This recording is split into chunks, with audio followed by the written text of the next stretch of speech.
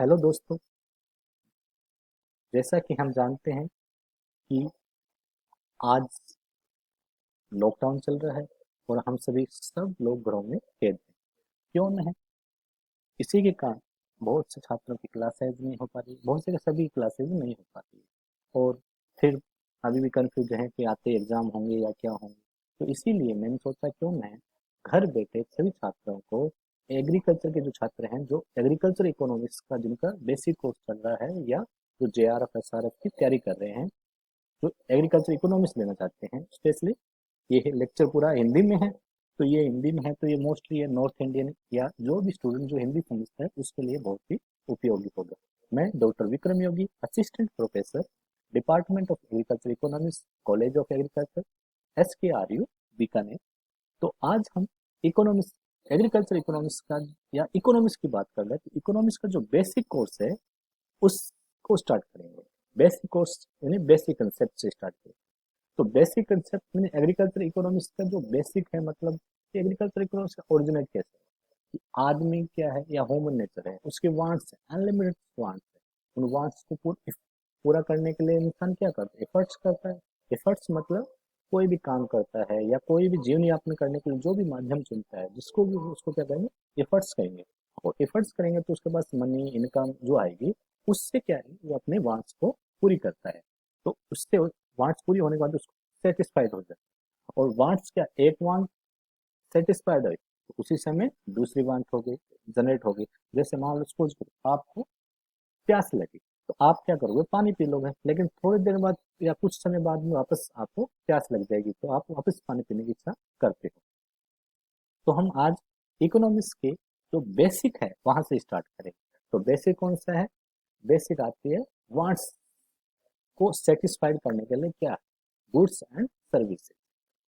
देखो, economics is concern with production and distribution of goods and service.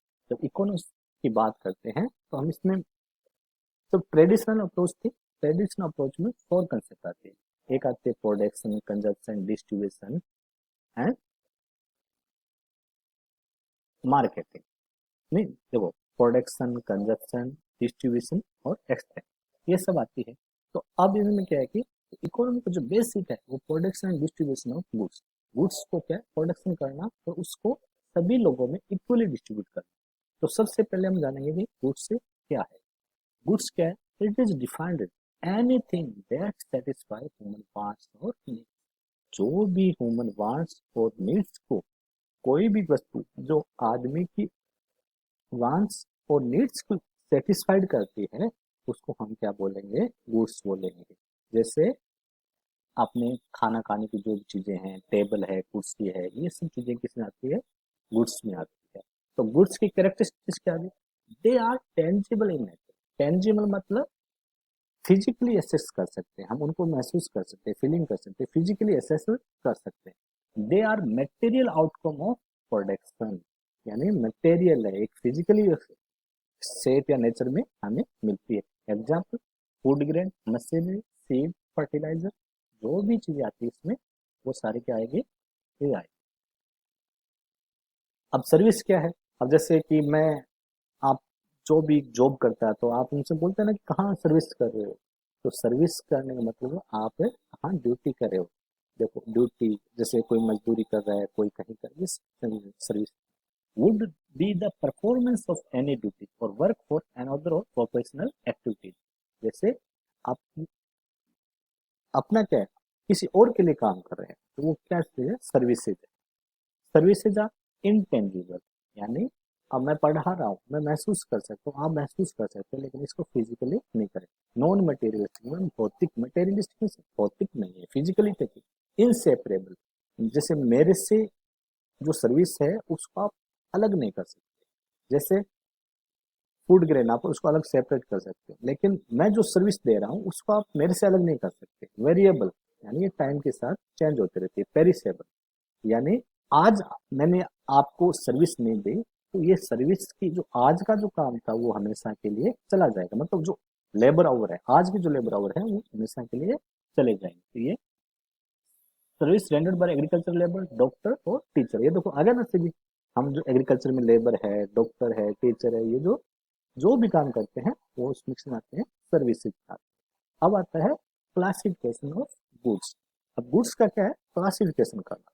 अब goods का classification हमने कैसे किया है, बेस्ड ऑन सप्लाई, यानी सप्लाई कैसे, यानी उनकी मांग की पूर्ति किस आधार पर, ड्यूरेबिलिटी मतलब कितने समय तक चल सकती है, कंजप्शन हैबिट, ट्रांसफरेबिलिटी मतलब कुछ गुड्स होती है क्या एक्सचेंज ट्रांसफर कर सकते हैं, उनके बेसिस पे कैसे।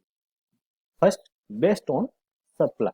बेस्ड ऑन सप्लाई मतलब कि उनकी मांग की पूर्ति के आधार पर the goods are categorized economic goods और free goods based on the supply criteria. Supply criteria में अंदर में क्या है, इकोनॉमिक गुड्स और फ्री गुड्स, दो भागों में हमने उनको डिवाइड किया। Free goods are those goods that exist in plenty that can be used as much as we like. Free goods मतलब जो गिफ्ट है, नेचर का गिफ्ट है, जो हमें बहुत, जैसे एयर, सनशाइन, अपने राजस्थान में अपने बालू मिट्टी है, या समुद्र के किनारे समुद्र का जो पानी है, माउंटेन है, ये सब किसमें आते हैं, फ्री गुड्स में आते हैं। अदर इकोनॉमिक्स गुड्स, इकोनॉमिक आ गया, इकोनॉमी का मतलब क्या है, अर्थशास्त्र। अर्थशास्त्र मतलब जहाँ एफर्ट्स करने पड़े, यानी ये गुड्स क्या होती है, स्केर्स होती है। स्केर्स मतलब लिमिटेड होती है, इनका प्रोडक्शन क्या होता है, कम होता है। जैसे हो रहा है ना कि अभी आप लॉकडाउन में क्या है, खाने पीने की चीजें क्या है, सब कम पड़ गई है। कुछ लोग कह रहे हैं कि रेट बढ़ गया है, कुछ मिल नहीं रहे हैं। तो ये क्या है, इकोनॉमिक गुड्स है। क्यों, इनकी डिमांड तो क्या होती है, ज्यादा होती है, लेकिन सप्लाई इनकी क्या होती है, कम होती है। लेकिन फ्री गुड्स में क्या होती है, सप्लाई ज्यादा होती है, डिमांड क्या होती है, कम होती है। तो इनका ये बेसिक जो है, economics goods are concern with wealth, मतलब इनके लिए आपको पैसे की जरूरत होती है। अब एक और आता है इस यहाँ, जब इसकी बात करते हैं तो value in use and value in exchange, यानी गुड्स की वैल्यू होती है। वैल्यू मतलब इट इज द कैपेसिटी और command of goods to control of other goods in exchange, यानी जब किसी गुड्स को आप एक्सचेंज करते हो तो वो गुड्स कितना एक्सचेंज दूसरे को कंट्रोल करती है, उसको क्या कहते हैं, वैल्यू कहते हैं। Value means pen,